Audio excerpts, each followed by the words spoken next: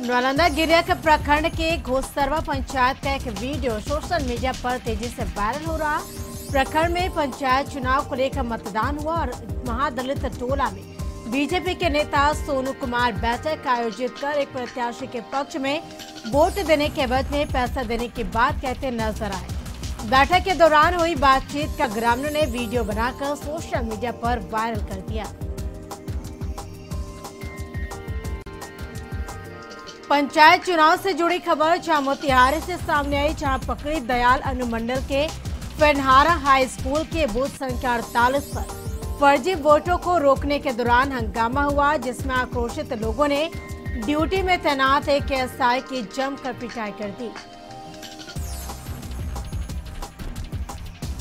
पालीगंज जलपुरा गांव के मतदान केंद्र संख्या 1, 2 और 3 की तस्वीरें लंबे लंबे कतारें लगी महिलाओं की देखी गई। निराजली बता दें कि जिवितिया पर्व को होने के बावजूद भी लोगों में उत्साह बरकरार देखा गया। शांतिपूर्ण मतदान हुआ। सुपौल जिले के प्रतापगंज में बूथ संख्या 16 में 2 ईवीएम खराब होने के कारण मतदान विलंब से शुरू हुआ। अधिकांश बूथों पर बायोमेट्रिक डिवाइस खराब होने की सूचना मिल रही थी।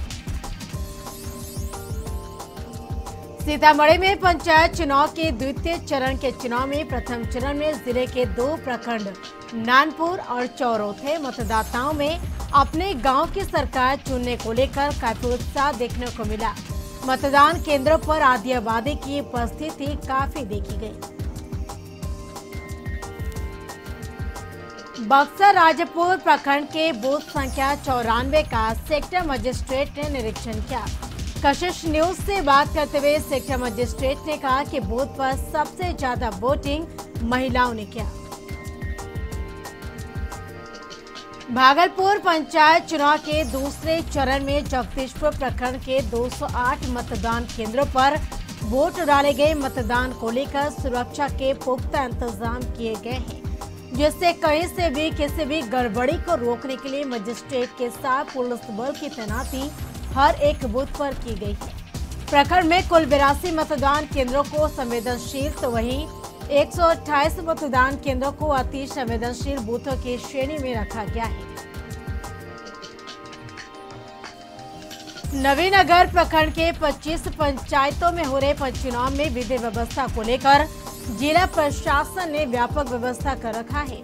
जिला परिषद मुखिया, पंचायत समिति, सरपंच, ग्राम कचहरी, पंच और वार्ड सदस्य के कुल 775 पद के लिए 2460 प्रत्याशी के भाग का फैसला 1,10,617 पुरुष मतदाता करे। मतदान को शांतिपूर्ण और त्रुटि रहित संपन्न कराने के लिए मतदान केंद्र के 100 मीटर के अंदर किसी भी मतदान कर्मी का मोबाइल ऑन नहीं रखने, 200 मीटर के अंदर टेंट पंडाल नहीं लगाने के निर्देश दिए गए हैं। इसके लिए 1400 मतदान कर्मी, 188 patrolling party, 25 zonal, 8 super zonal लगाए गए हैं।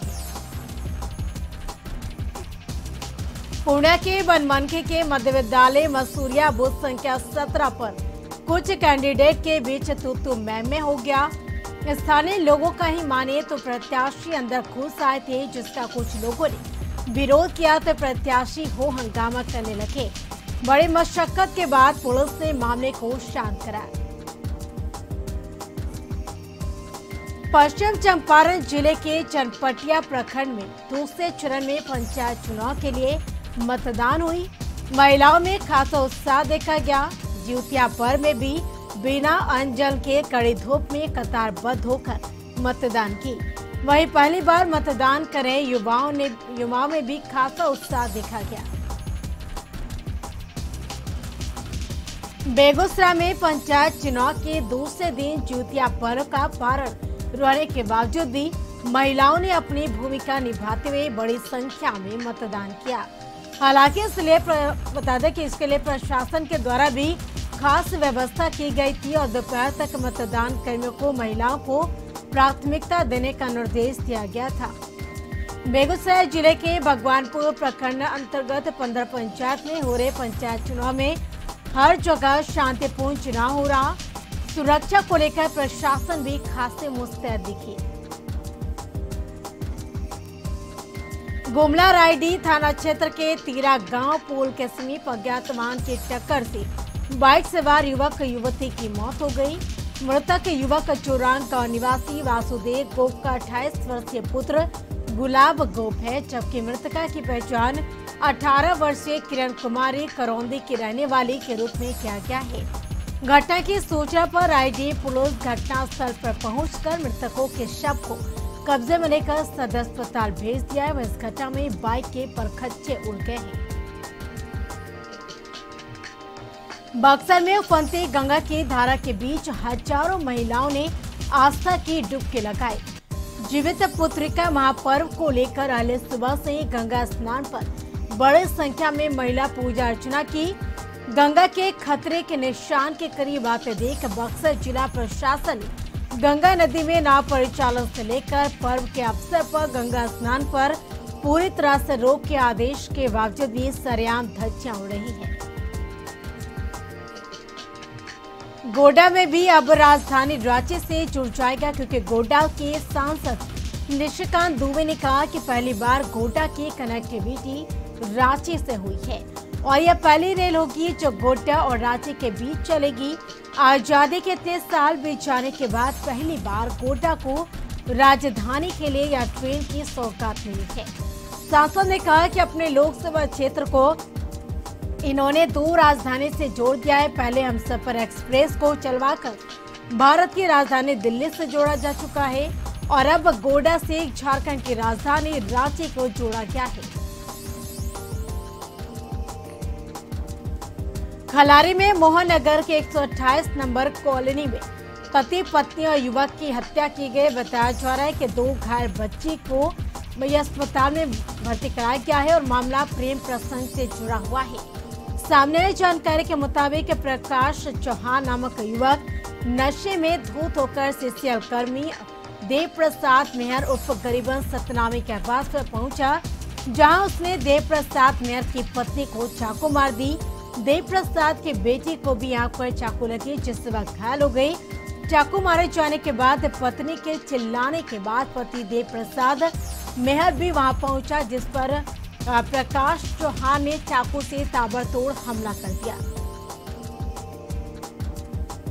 देवा के पुराने सदर अस्पताल स्थित रक्त अधिकोष में गोड्डा के सांसद निशिकांत दुबे ने बीजेपी की ओर से आयोजित रक्तदान कैंप में हिस्सा लिया और उस मौके पर उन्होंने ब्लड डोनेट करने वाले कार्यकर्ताओं का उत्साह बढ़ाया।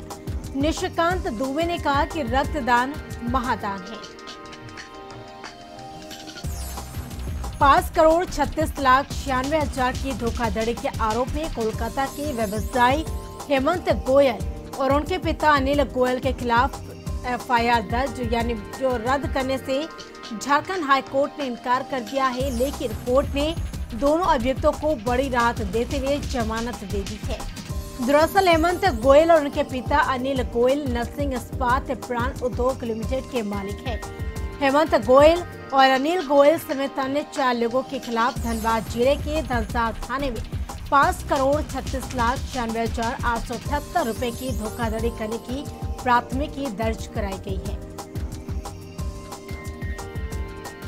रांची स्टेशन से Jasidih Vasco D gamma train को हरी झंडी दिखाएगी। गोवा तक जाने वाले ट्रेन का शुभारंभ करने सांसद संजय सेठ, राज्यसभा सांसद महेश पोद्दार, दीपक प्रकाश, पूर्व मुख्यमंत्री बाबूलाल मरांडी, विधायक सीपी सिंह के अलावा DRM Pradeep Gupta, senior DCM Avnish, स्वायत्त कमांडेंट पवन कुमार, डीसीएम देवराज बनर्जी सहित कई रेल अधिकारी मौजूद थे। हजारीबाग के शेख भिखारी मेडिकल कॉलेज पहुंचकर सिमरिया विधायक चंदनचारी, विधायक और सदर विधायक मनीष जायसवाल ने दुष्कर्म पीड़िता से मुलाकात की। मुलाकात के बाद बाहर निकले विधायकों ने इस मुद्दे को लेकर सरकार को जमकर घेरा और पीड़िता को 25 लाख मुआवजा देने की मांग की।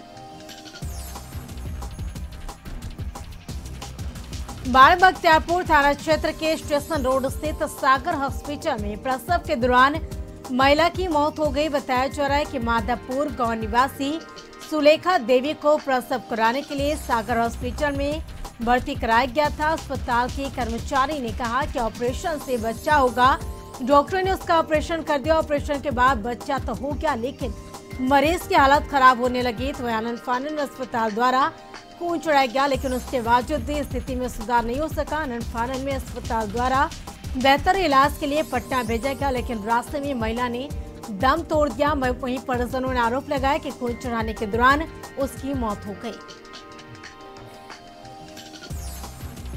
केंद्र के मोदी सरकार के द्वारा लाए गए 3 कृषि कानून को वापस करने की मांग को लेकर तमाम विपक्षी दल किसानों के समर्थन में आंदोलन है और उसी को लेकर बोकारो जिला उपायुक्त कार्यालय के समक्ष विपक्षी दल के सभी नेताओं ने 1 दिवसीय महाधरना दिया। इस महाधरना के माध्यम से महामहिम राष्ट्रपति को उपायुक्त के माध्यम से मेमोरेंडम भी दिया गया, जिसमें जल्द से जल्द तीनों कृषि कानूनों को वापस करने की मांग की गई।